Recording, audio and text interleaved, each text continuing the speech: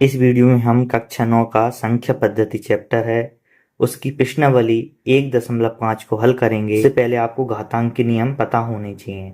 तो टॉपिक डालिए, घातांक क्या होता है। देखिए, कोई भी संख्या लिखी हो, जैसे a लिखा है, इसका घात लिखा है m, तो यहाँ पे आधार कहलाएगा a, आधार कहलाएगा a, और यहाँ पे घातांक कहलाएगा m। ये घातांक कहलाता है और नीचे का क्या कहलाएगा, आधार।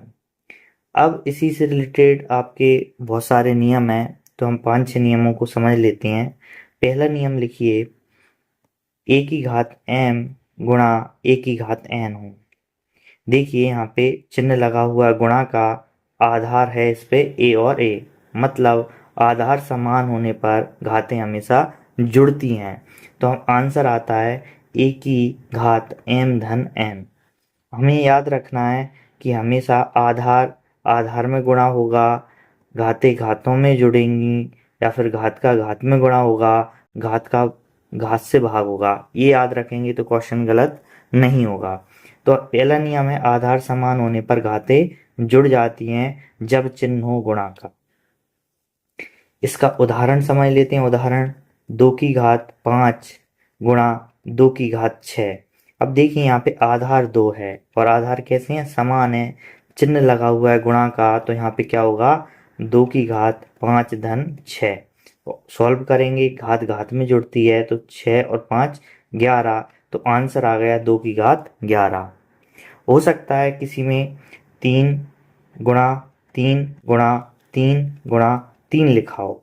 अब यहाँ पे आधार कितने हैं, 4 हैं, लेकिन चारों की चारों कैसी हैं, समान है, इसकी घात कुछ नहीं होगी तो 1 होगी, तो सभी की घात है 1 1। आधार समान होने पर घातें जुड़ती हैं, तो 3 की घात 1 धन 1 धन 1 धन 1, तो आंसर आएगा 3 की घात 4। इस तरीके से इस क्वेश्चन को हम सॉल्व कर सकते हैं। दूसरा नियम लिखिए, यहाँ पे a की घात m बटे a की घात n है। यहाँ पे देखिए बटे का चिन्ह लगा हुआ है, मतलब भाग वाली कंडीशन दी हुई है, और घातें यहाँ पे m है और a n है। तो इसे हम जब सॉल्व करेंगे तो आधार तो a ही रहेगा, लेकिन घातें घट जाएंगी। घातें कब घटती हैं, जब बटे की कंडीशन दी हो। आधार समान होने पर घातें जुड़ेंगी जब बीच में चिन्ह हो गुणा का, और आधार समान होने पर घातें घटेंगी लेकिन चिन्ह हो किसका, भाग का। तो इसके एग्जाम्पल लिख लीजिए। उदाहरण 3 की घात 5 बटे 3 की घात 3 हो, तो आधार समान है तो घातें घात में से घट जाएगी, तो ऊपर वाली घात में से नीचे वाली घात को घटाएंगे, तो 3 की घात आंसर आएगा 2। इस तरीके से क्वेश्चन को सॉल्व कर सकते हैं। ये 2 नियम हो गए।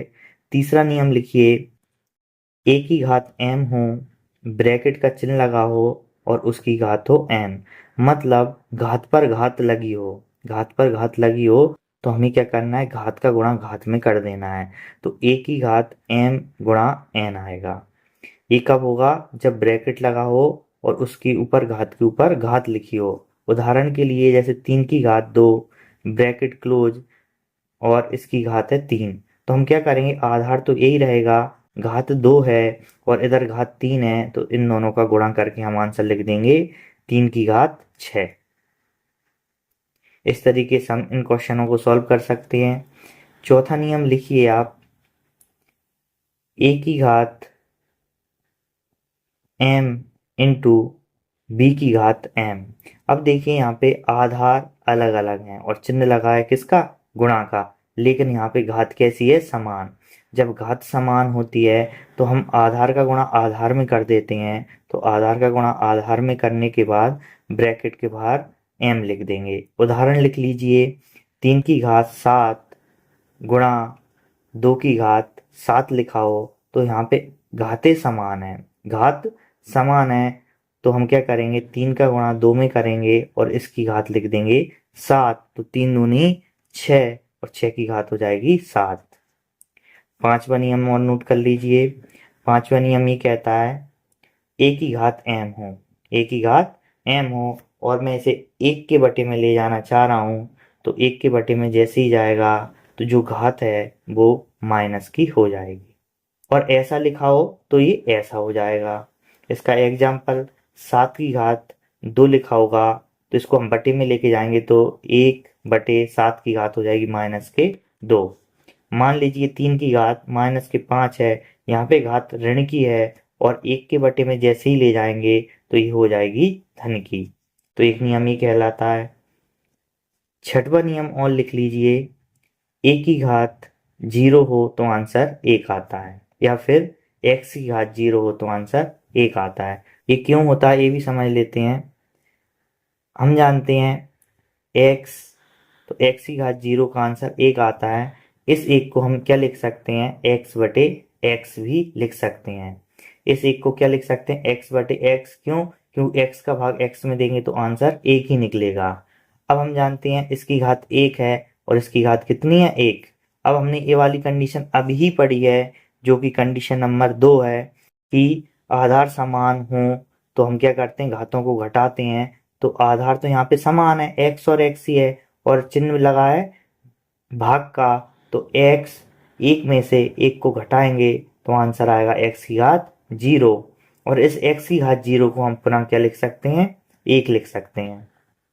इसका 7वां नियम और लिखिए, जैसे m√a लिखा हो तो इसका आंसर क्या निकलता है, ये अंडर रूट के अंदर है a।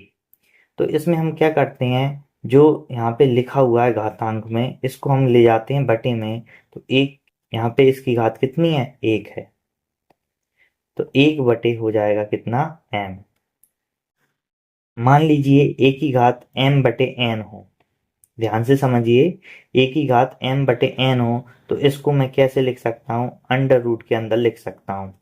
अंडर रूट के वैल्यू नीचे वाली रहती है, जैसे अभी हमने m को नीचे ले गए थे तो ये बाहर वाली ही वैल्यू बटे में जाती है। तो इसके बटे में कितना है, n है, तो ये n बाहर में आ जाएगा रूट के बाहर, और a की घात क्या हो जाएगी, m हो जाएगी। तो इस चीज को याद रखना है, a की घात m है और बटे में n, तो जो n बटे में है ये रूट के बाहर चला जाता है।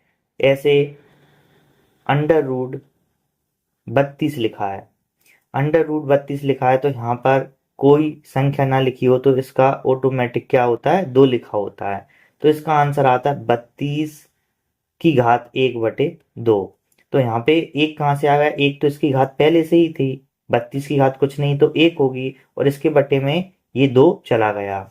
मान लीजिए यहाँ पे लिखा हो 3, क्या लिखा हो, 3 और 32 की घात 1, तो हम क्या करेंगे, 32 1/3 आ जाएगा। मान लीजिए यहाँ पे 3/4 लिखा हो, क्या लिखा हो, 3/4 लिखा हो, 32 के घात है 1, तो इसका आंसर क्या आएगा, 32 की घात तो 1 है और ये किस में चला जाएगा, बटे में, तो 1 के बटे में जाएगा तो 3/4, और 3/4 लिखा है तो इसको ऊपर लेके जाएंगे तो 4 ऊपर आ जाएगा और 3 नीचे आ जाएगा, तो इसका आंसर आएगा 4/4।